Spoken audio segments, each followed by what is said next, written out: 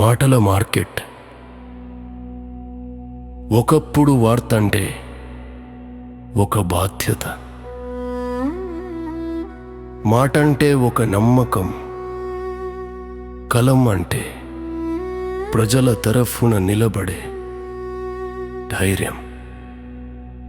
అప్పుడు వార్తలు అరవవు, నడిచేవి, నిజాలు మెరవవు, వెలిగేవి. మీడియా అంటే ప్రభుత్వానికి కాపలాదారు కాదు, ప్రతిపక్షానికి ఆయుధం కాదు, ప్రజల తరఫున నిలబడే స్వరం.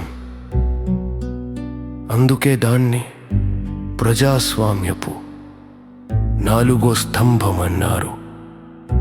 కానీ ఇప్పుడు మీడియా మార్కెట్ మాయాజాలం, గందరగోళం.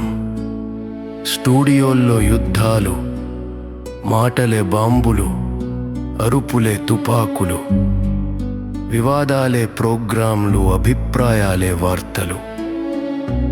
రాజకీయం, క్రికెట్, సినిమా, మూడు విషయాలే ప్రపంచమై మిగతా ప్రపంచం స్క్రీన్ బయటే మిగిలిపోయింది.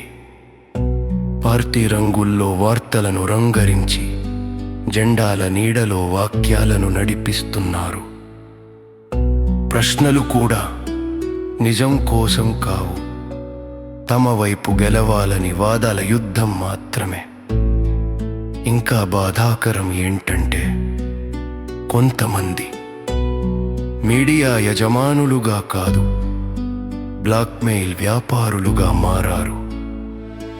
కెమెరా కాంతిలో సత్యం వెతకాల్సిన చేతులు ఇప్పుడు చీకట్లో ఒప్పందాలు వెతుకుతున్నాయి. అందుకే ఇప్పుడు ఒక ప్రశ్న: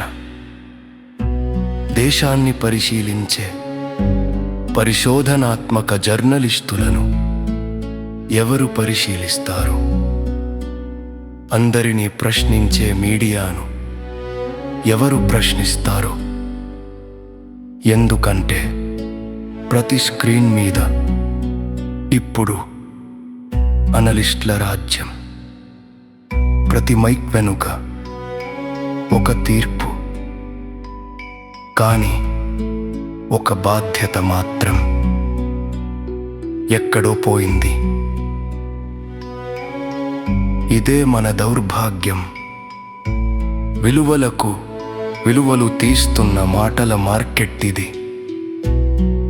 అక్కడ అరుపులే ప్రకటనలు, వివాదాలే వ్యాపారం. కానీ వార్త మాత్రం ఇంకా స్టూడియో తలుపు బయట నిశ్శబ్దంగా ఎదురు చూస్తోంది. ఎప్పుడైనా ఈ మాటల మార్కెట్ మూసుకుపోయి తన గౌరవంతో తిరిగి లోపలికి పిలుస్తారేమో అని.